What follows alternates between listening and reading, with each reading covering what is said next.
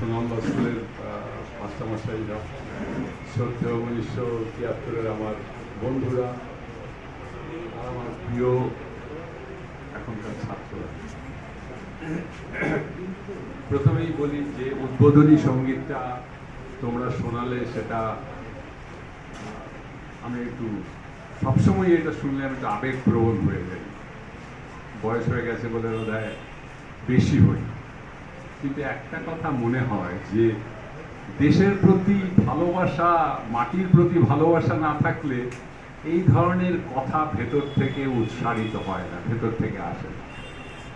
দেশের জন্য চিন্তা করা, দশের জন্য চিন্তা করা, তোমরা এখন ছোট আছো, তোমরা আস্তে আস্তে বড় হবে, চিন্তা করবে। আমরা সব প্রথমেই কি ভাবি, আমাকে দেশ কি দিল?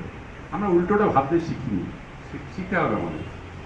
আমরা কি দিলাম দেশকে, আমরা কি দিলাম, বরং সেটাই ভাবা তোমরা শুরু করো। দেশ আমাদের কি দিল সেটা না ভেবে আমরা কি দিলাম। আর স্কুলে আসার পরে যে কোনো স্কুলে গেলেই আমার এক ভদ্রলোকের কথা মনে হয়, যাকে এইখানে ছবি দেখতে পাচ্ছি, সুনীল গাঙ্গুলি। সুনীল গাঙ্গুলি বলেছিলেন, যশুরে কইয়ের মতো মাথা।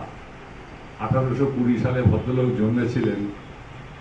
তিনি না থাকলে হয়তো পরে কিছুই হতো, কিন্তু তিনি যে স্কুল এবং শিক্ষার জন্য, আমি বিদ্যাসাগরের কথা বলছি, স্কুল এবং শিক্ষার জন্য উনি যা করে গেছেন, মানে শত শত কোটি প্রণাম দিয়েও সেই ঋণ শোধ হয় না।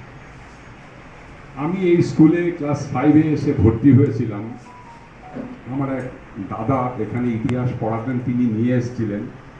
তখন আমার একটাই আনন্দ যে আমার স্কুলে টিউশন ফি দিতে হবে না। সেটা জেনেছিলাম স্কুলে আসার পর। তার কারণটা কি, কারণটাও আমি জানতাম না। ক্লাস 4-এ একটা বৃত্তি পরীক্ষা, আমি জানি না এখন হয় কি না।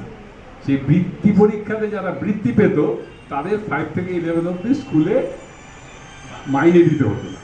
তা আমার কাছে ওটাই আনন্দ। আমি শুধু মাকে বলেছিলাম যে স্কুলে টিউশন ফিতে সেটার থেকে যদি কিছু কিছু আমাকে 5 পয়সা 10 পয়সা করে দেওয়া হয় প্রত্যেক দিন, তাহলে পরে খুব ভালো হয়। তো তখন তো সেগুলো পেতাম না। আমাদের সময় পয়সার একটা বিরাট ছিল।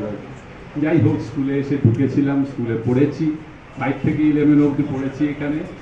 আমার বোধহয় একটাই দুঃখ আছে যে আমি কোনোদিনও অ্যানুয়াল পরীক্ষায় ফার্স্ট হতে পারিনি, কিন্তু কোনো হাফ ইয়ারলিতে আমি সেকেন্ড হইনি।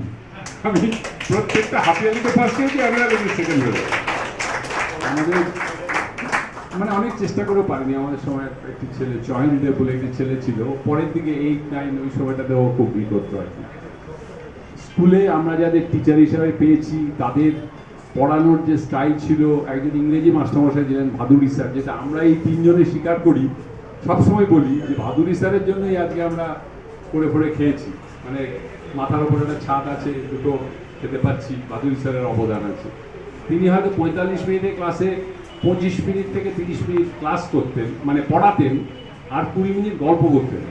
কিন্তু সেই গল্পের যদি বিষয়বস্তুগুলো চিন্তা করা যায়, এখন উপলব্ধি করি যে উনি গল্পের মাধ্যমে কি শিক্ষাটা দিত।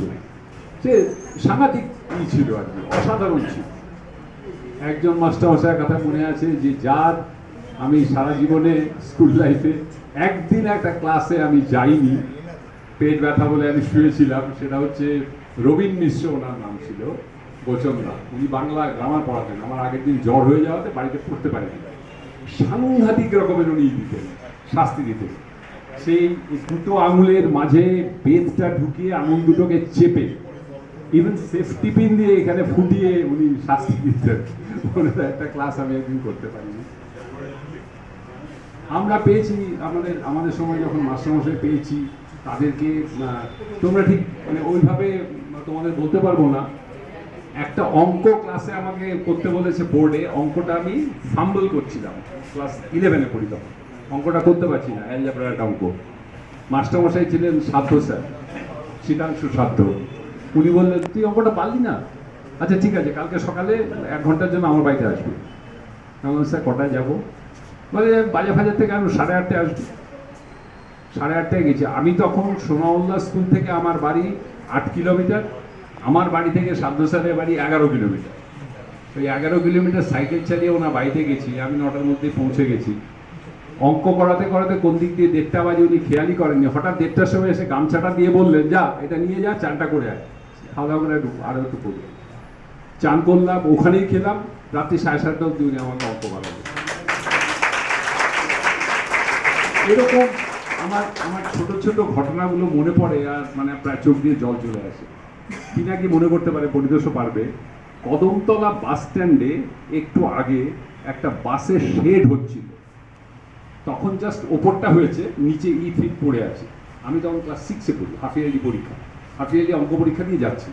একটা অঙ্ক আমার সন্দেহ হয়েছে যে অঙ্কটা আমি ঠিক করলাম কিনা, আমার স্ট্রাইক মানে মাথার মধ্যে হচ্ছে যে অঙ্কটা ঠিক করলাম কিনা। ওখানে ইটের টুকরো ফুকরো পড়েছিল, তো সাদা সিমেন্ট, ওখানে দাঁড়িয়ে বসে আমি ওই অঙ্কটা, তো নেই পেন, পরীক্ষা দিতে এসেছি, শুধু পেন আছে, কাগজ তো নেই, ওখানে অঙ্কটা করছিলাম যে দেখার জন্য যে ঠিক করলাম কিনা। হঠাৎ নিচু হয়ে নিচেই দেখছি একটা মচ মচ শব্দ, কালো একটা পাম্প শু, এরকম করে মুখ তুলেছি, দেখি ভাদুরী স্যার। তোমরা বিশ্বাস করবে না ভাদুরী স্যার যে কথাটা বলেছিলেন। ভাদুরী স্যার বললেন, আমি তোর খাতাটা দেখে এসেছি, অঙ্কটা ঠিক করেছিস, বাড়ি যা। এখন এইগুলো যখন ভাবি তখন মানে খুব কি বলবো, এক ধরনের ব্যথা বেদনা এসব হয়, স্কুলের কথা মনে পড়ে। আজকের প্রসঙ্গে আসি, এই স্কুলে যখন প্রথম এলাম, ওই ভাদুরী স্যারের ইয়েতেই, মানে ভাদুরী স্যারকে মনে করেই আমরা ওই স্কুলের দলের একটা শেড, আমি পরিতোষ, পিনাকি, আমরা তিনজনে মিলে ঠিক করলাম যে এখানে আমরা স্কুলে জিজ্ঞেস করলাম, স্কুল থেকে বলা হলো ওটা করে দিতে পারলেই হয়। তো ভাদুরী স্যারের জন্য কিছু মানে মনে করে কিছু করতে পারছি, এটা ভাবলেই আমাদের ভালো লাগে আর কি। তারপরেই যখন এরা পিনাকি আর পরিতোষ আমাকে বললো এই ল্যাবরেটরিটার কথা, তখন বললাম ঠিক আছে, সবাই মিলে আমরা চেষ্টা করি, দেখা যাক। সেন্টেনারি হচ্ছে, হচ্ছে, সেন্টেনারির সময় এসেছিলাম আমি, সেন্টেনারিটা তো পরে হয়েছে, 1921 সালের স্কুল, 2021-এ দফায়নি কোভিডের জন্য পরে হয়েছে। তো এইটুকু করার থেকেও বড় কথা হচ্ছে, যেটুকু যা করতে পেরেছি সেটা তো একদম নগণ্য, কিন্তু এই যে আমাদেরকে আসতে বলা হয়েছে, আমি জনে জনে, মাস্টারমশাই যে চিঠিটা আমাকে দিয়েছেন, আমি জনে জনে দেখিয়েছি। আমি এখনো একটা জায়গায় চাকরি করি, মানে স্টেট ব্যাংকে চাকরি করতাম, রিটায়ার করে একটা জায়গায় চাকরি করি। আমি তার যে মালিক, তাকেও অব্দি চিঠিটা দেখিয়েছি। আমি জানি মারোয়াড়ি লোক অত কিছু বুঝবে না, কিন্তু তাকেও চিঠিটা দেখিয়েছি। বন্ধন ব্যাংকে পরে চিঠি গেছে, বন্ধন ব্যাংকে আমি আগেই চিঠিটা দেখিয়েছি যে এরকম স্কুল থেকে এরকম একটা চিঠি পেয়েছি। আমি গর্বিত শুধু না, আমি নিজেকে ভীষণভাবে সম্মানিত, গর্বিত বোধ করছি আজকের দিনে এখানে থাকতে পেরে, আপনাদের সাথে কথা বলতে পেরে। হেডমাস্টারমশাইকে অনেক অনেক, এবং স্কুলের সবাইকে অনেক ধন্যবাদ। পার্টিকুলারলি ধন্যবাদ পিনাকি আর পরিতোষকে, ওদের ইনিশিয়েটিভটার জন্যই আজকে আমরা আসতে পেরেছি।